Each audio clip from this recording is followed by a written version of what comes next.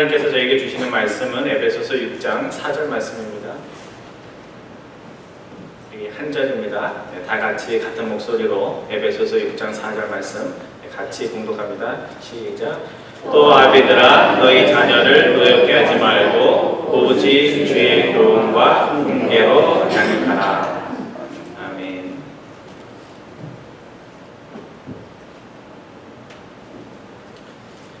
한국의 영화 감독 가운데 어떤 분들은 국내에서 좋은 평가를 받는 감독이 있는가 하면 외국 영화제에서 이렇게 상을 타는 그런 감독도 있습니다.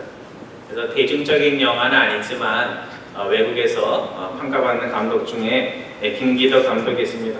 그가 만든 여러 영화들이 있는데 그 영화 가운데 우리 귀에 좀 익숙한 사마리아라는 그런 영화가 있습니다.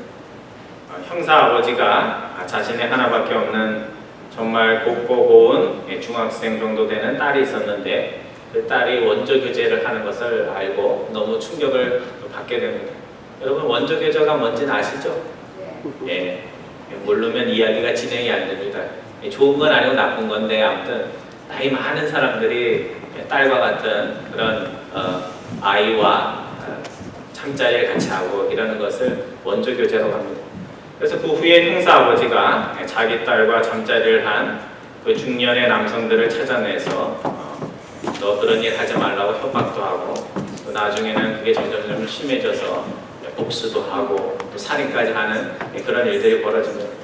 이 영화를 보면 여러 가지 사람을 불편하게 하는 장면이 많이 나옵니다. 김기덕 감독의 영화가 이렇게 보면서 흐뭇하고 감동적인 그런 영화가 아니라 조금 보면서 마음이 많이 불편한 영화들이 많습니다. 근데 이 영화에도 그런 장면이 나오는데 제가 하나 기억하는 것은 형사 아버지가 자신의 딸과 원조 교제 잠자리를 한 중년의 남자의 아파트 집에 아침인지 저녁인지 무단으로 침입을 합니다. 근데 그때 원조 교제를 하고 했던 중년의 남성이 딸과 아내와 아주 다정하게 정겹게 식사를 하고 있었습니다. 식사 시간이 가장 행복할 때잖아요. 거기에 초인종을 누르고 들어가서 아무 말 없이 그 자신의 딸과 원조 교제를 한 그 남성의 뺨을 계속해서 때립니다.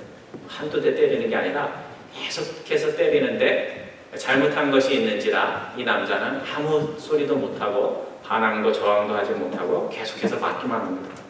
여러분 가족 입장에서 생각을 해보십시오. 어떤 낯선 사람이 초인종을 누르고 문을 열어주자마자 와가지고 자기 아버지를 막 때리는데 아버지는 그렇게 때리는 남성에게 대들지도 못하고 손으로 막지도 못하고 계속해서 맞는 장면입니다. 이 영화를 보면 굉장히 충격적이죠. 그래서 그 가정의 그 딸이나 와이프 입장에서 굉장히 당황스러운 일이 벌어집니다. 형사 아버지에게 수차례 뺨을 맞은 중년의 남성, 원조 교제한 것에 대한 대가를 치르던 이 중년의 남성이 수치와 죄책감을 이기지 못해서 고층 아파트에서 살고 있는데 베란다 문을 열고 주차장 쪽으로 뛰어내립니다. 고층 아파트에서 뛰어내려서 그 사람은 그 자리에서 직사를 하게 됩니다.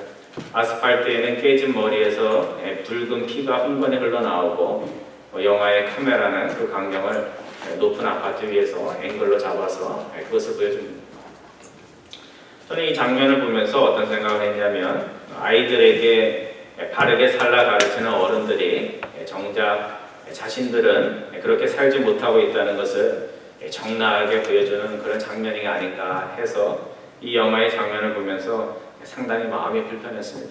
오늘 우리들이 아들이나 딸에게 항상 좋은 모습을 보이려고 하잖아요.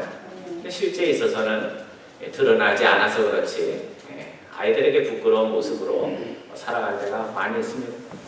자녀에게 부끄럽지 않은 부모가 된다는 것, 그래서 자녀가 부모님을 본받고 싶어하고 본받을 수 있는 부모가 된다는 것 너무나 당연해 보이지만 오늘 이 시대의 우리 부모들이 하나님의 도우심과 정말 전심전력하는 신앙을 통해서 내 안에 만들어가야 할 하나님의 형상이 아닌가 이런 생각을 해봅니다.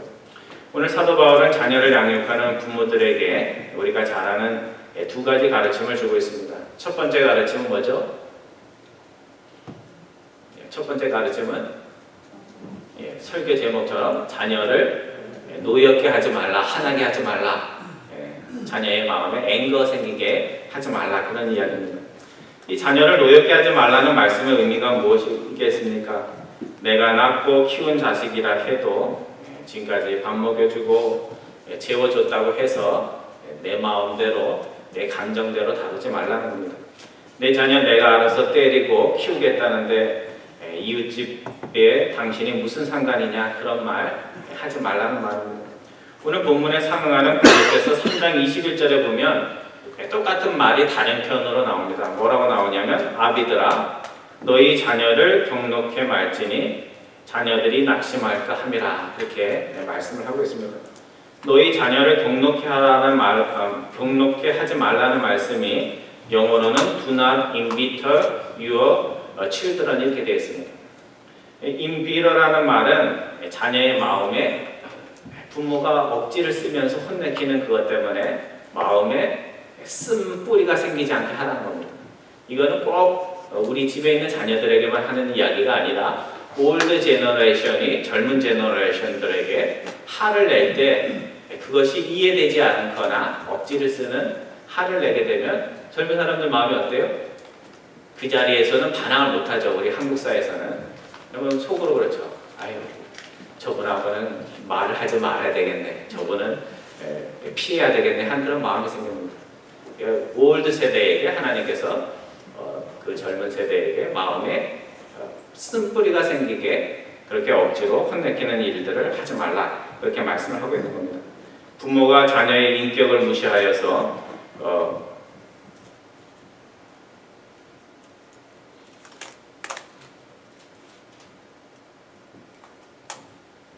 컴퓨터가 안 좋은 게 있네.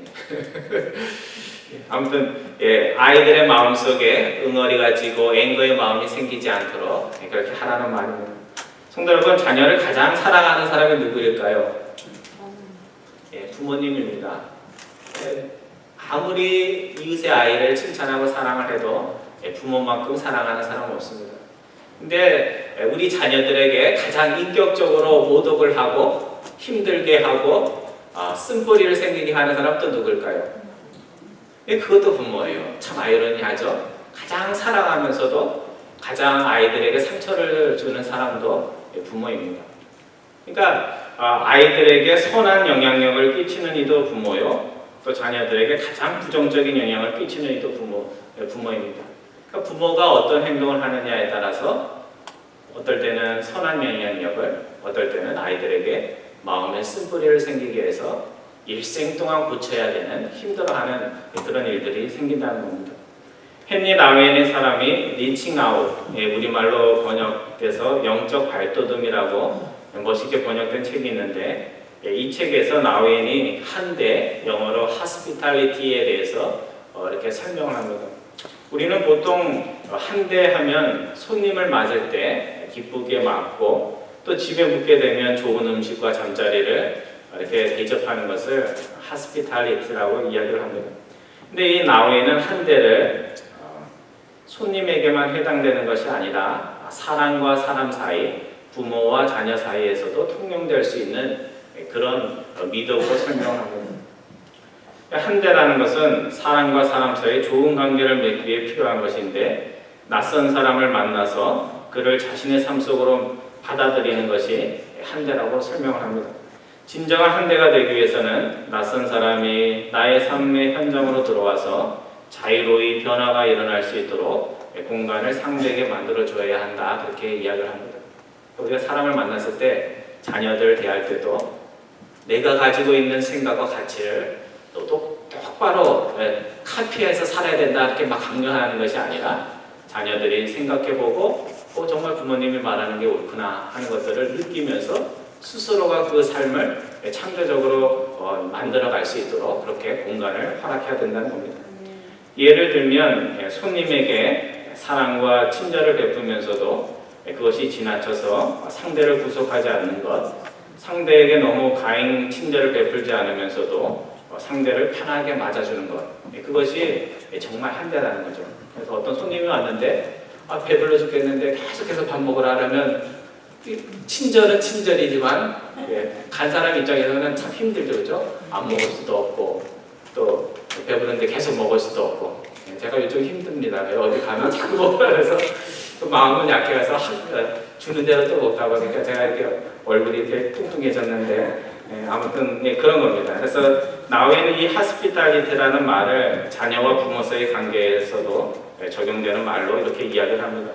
자녀는 부모가 소유하여 지배하는 소유물이 아닙니다. 사랑하고 돌봐야 할 선물이라는 것이 기독교의 가르침의 중심 부분입니다.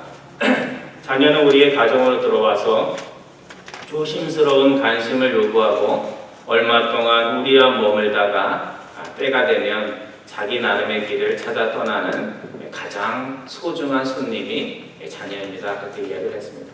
여러분 자녀가 손님이라 생각해 보셨어요?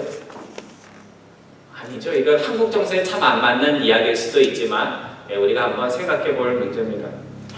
부모들은 자녀를 손님으로 생각하고 싶지 않아 합니다. 내가 투자한 돈이 얼만데 내가 사랑한 게 얼만데 그래서 평생 남편이나 아내처럼 옆에 끼고 살고 싶은 마음이 있습니다. 저도 그렇습니다. 자녀들이 자신의 곁에서 영원히 함께하기를 바랍니다. 하지만 자녀들은 때가 되면 떠나는 손님과 같이 우리를 떠나야 하는 그런 사람들입니다.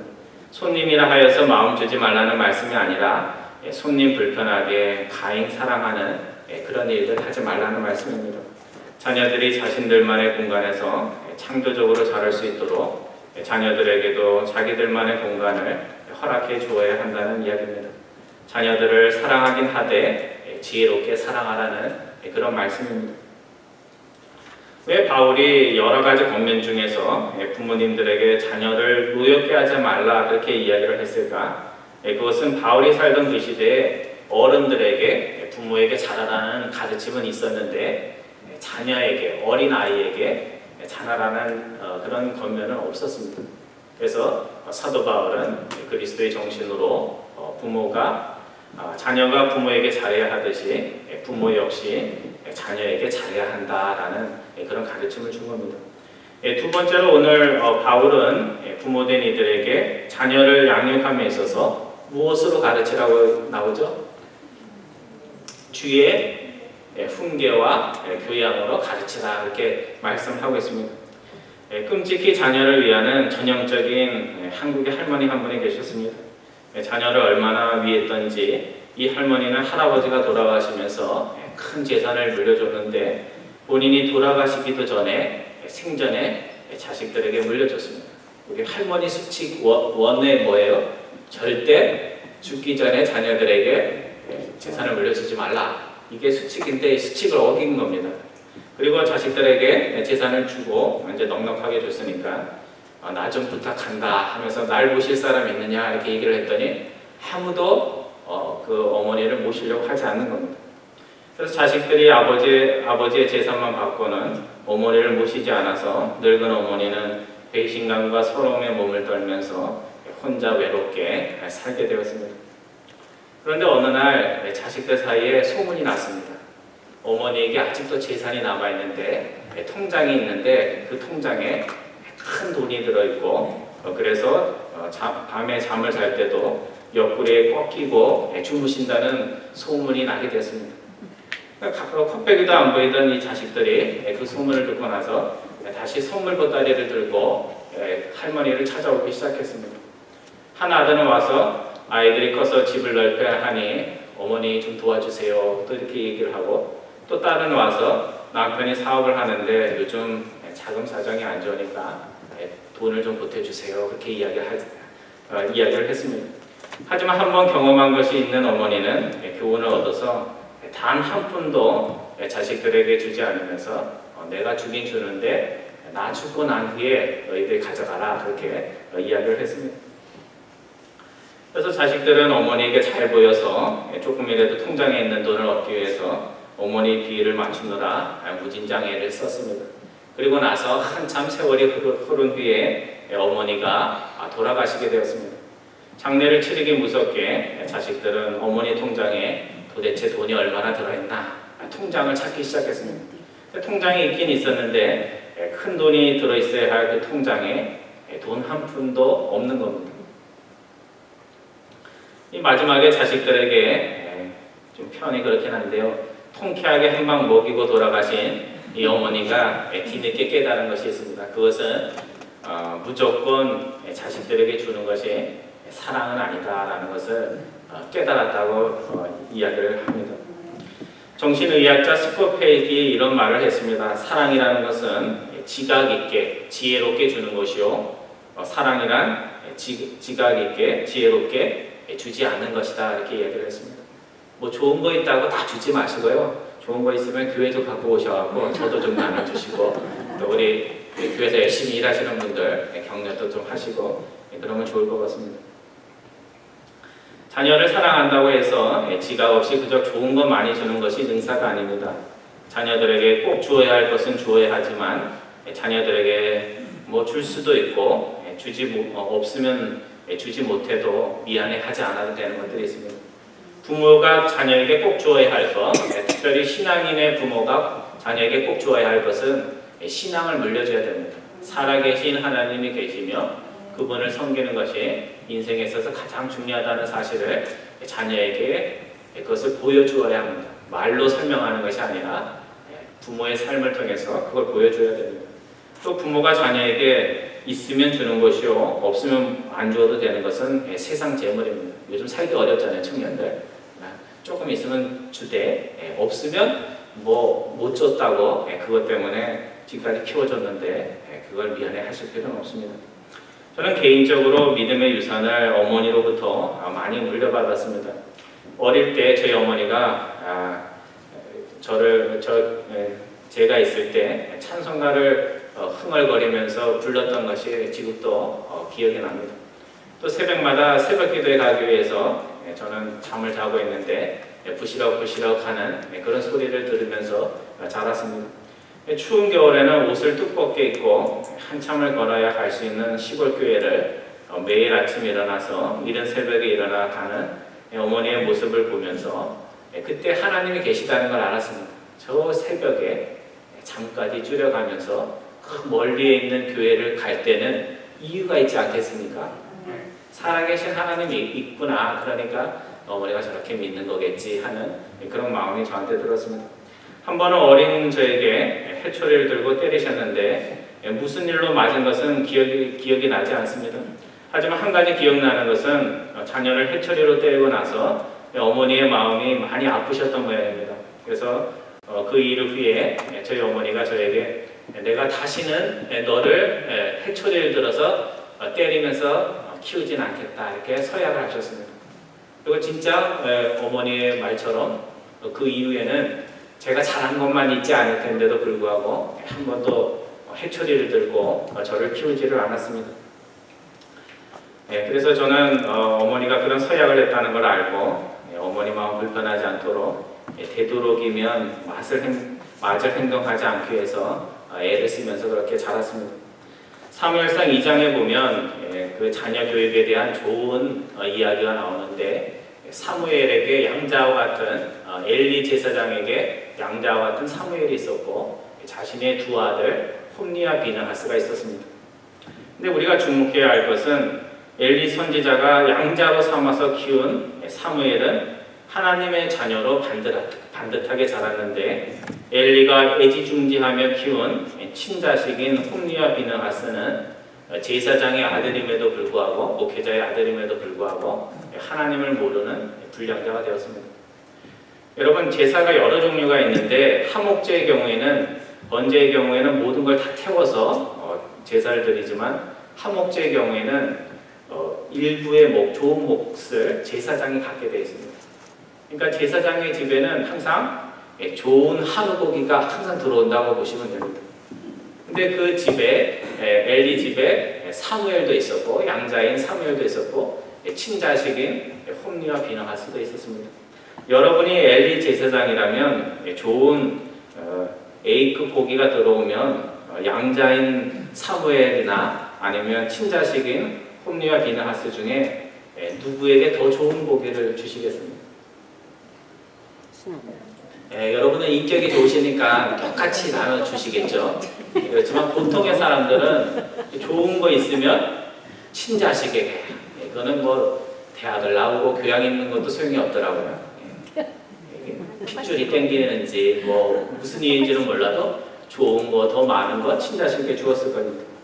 근데 나중에 알고 보면 하나님의 말씀을 먹고 좋은 고기를 못 얻어먹은 사무엘은 이스라엘 영적 역사를 빛내는 위대한 지도자로 성장을 했고, 아버지로부터 좋은 고기를 먹고 애지중지 키움을 받은 홈리와 비느하스는 하나님을 모르는 사람들, 제사 드리기 전에, 예배도 드리기 전에 고기부터 빼앗아가는 그런 불량자가 되었다는 겁니다. 왜 이와 같은 일들이 벌어졌을까? 성경은 이렇게 이야기를 합니다. 엘리 선지자가 하나님보다도 자기 자식들을 더 사랑했기 때문에 그렇다, 그렇게 말을 하고 있습니다. 그래서 사무엘상 2장 29절에 보면 하나님이 엘리 선지자를 책망하면서 이렇게 이야기를 합니다. 내가 나보다 너의 자녀들을 더 사랑하여 하나님께 드려야 할 제물의 가장 좋은 것을 나를 위해 드리지 않고 너희 자녀에게 주었다, 그렇게 이야기를 합니다. 여러분, 어떤 사람이 하나님보다도 더 아들을 사랑하고 딸을 사랑한다면 얼마나 대단한 사랑입니까? 그런데 하나님께서는 오늘 우리들이 자식을 너무너무 사랑해서 하나님보다 더 사랑하는 것, 딸을 하나님보다 더 사랑하는 것을 기뻐합니까? 기뻐하지 않습니까? 기뻐하지 않는다, 이렇게 말씀을 하고 있는 겁니다. 오늘 우리들이 진정으로 자녀를 사랑한다면 자녀보다도 하나님을 더 사랑하는 아버지의 모습, 어머니의 모습을 자녀들에게 보여줘야 됩니다. 하나님만 잘 부모님이 믿으시면 그걸로서도 자녀들에게 큰 교육이 될 수 있다는 겁니다. 자녀들에게 하나님이 얼마나 귀한 분인지 일장연설이 아니라 그냥 생각날 때 한마디 하는 것이 아니라 우리의 매일매일의 행동을 통해서 그것을 자녀들에게 보여줄 수 있는 부모가 되는 것이 가장 훌륭한 자녀 교육이라고 할 수 있습니다. 성도 여러분, 세상의 가정보다 더 귀한 것이 무엇이 있겠습니까? 가정은 하나님 나라를 세우는 첫 번째 보루입니다. 오늘 현대사회가 어려운 것은 이 가정이 영적으로 무너졌기 때문에 그렇습니다. 부모와 자녀 사이의 관계가 무너지면 젊은 세대와 올드 제너럴 사이의 신뢰와 그런 것들이 다 무너집니다. 가정이 무너지면 교회도 무너지고, 가정이 무너지면 사회의 도덕적인 뼈대도 다 무너집니다. 오늘날과 같이 세상이 어지러운 것은 가정이 바로 서지 못해서이고, 특별히 신앙인의 가정이 바로 서지 못해서 그렇습니다. 부모님들이 자신의 지식과 경험으로 가르치며 주의 교훈과 훈계에 먼저 귀를 기울이지 않았기 때문에 오늘 가정이 어려운 것입니다. 오늘 우리의 자녀들이 잘 되는 길은 하나밖에 없습니다. 부모가 먼저 하나님의 교훈과 훈계를 정말 소중히 여기고 그것을 순종하는 모습을 자녀들에게 보여줘야 됩니다. 우리 부모는 나중에 돌아가실 때 나한테 재산도 안 줄 수 있겠구나. 그것이 하나님의 뜻이 아니면 나에게가 아니라 다른 일을 위해서 쓸 수 있구나. 이런 것들을 자녀들이 느낄 수가 있어야 됩니다. 부모가 먼저 하나님의 교훈과 훈계를 따라 사는 모습, 그것들이 자녀들에게 큰 증거가 됩니다. 좋은 자녀는 좋은 부모에게서 나옵니다. 좋은 자녀가 되라고 그냥 생각날 때 몇 마디 한다 해서 아이들이 좋은 자녀가 되는 건 아닙니다. 먼저 좋은 부모, 하나님의 교훈과 훈계, 진리를 따라 사는 본보기를 통해서 자녀들에게 좋은 아버지, 좋은 어머니의 모습을 보여주는 여러분과 저 되기를 주님의 이름으로 축원드립니다. 기도하겠습니다.